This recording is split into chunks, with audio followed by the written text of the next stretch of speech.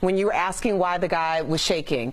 Because when black, and that's your skin, is the weapon, then yes, that does heighten people. That's the reason why he was shaking, because he was alarmed by the situation that he had gotten himself into. But how was it weaponized? I mean, are you saying that inherently that black people make white people feel more nervous, and that would call them to call the police more often? Well, the reason why we have so many rushes to judgment is because my skin is the weapon. Yes.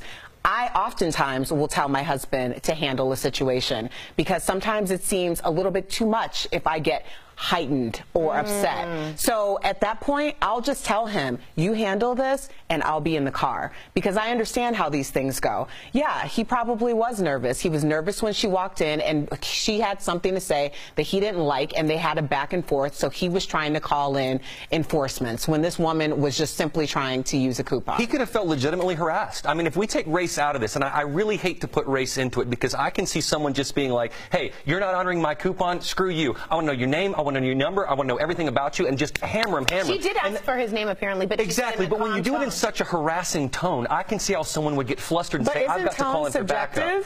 Of course it is, but everything's subjective. Why isn't we pick up this phone and feel the need to film every single little dang thing that's going on? You want to know why? Because it's a difference between life and death. That's why. No one's getting killed here. These are situations. Okay, but how do we know how this is going to go down until it actually goes down? Yes, absolutely. Because, Erica, take your phone out and document every single thing, because you may not get that chance after it's all said and done. Rather than resolving the issue, she wanted to film it, and that's my point. You could have resolved this so peacefully. Well, first of all, here's the problem. People always want things to go one way. Things don't go one way. If you want to go about calling the police and infringing on my personal rights to simply be a customer at a CVS, then I have every single right to pick up my phone and film you doing so. Not if you're peaceful. You have violated my personal rights, so I'm violating yours. That's just how it works.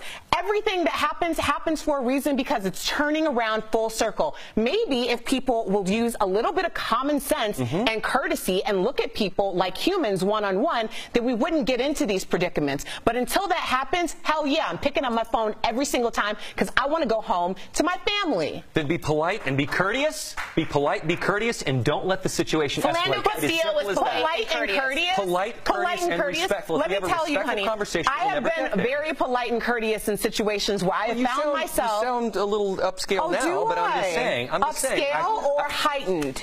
Heightened. Okay, I am heightened. Okay. Yes, I absolutely am. And I'm having a very respectful conversation. And I'm not having a respectful conversation? It's a little bit stressful, I think, and that would cause someone. Would you shake? Would you shake when you called the cops on me, though? I personally wouldn't know, but that's because I can keep my tone down. Okay. All right. Well, great conversation either way. I'm sure you guys are having them at home as well. Please write in and tell us what you think.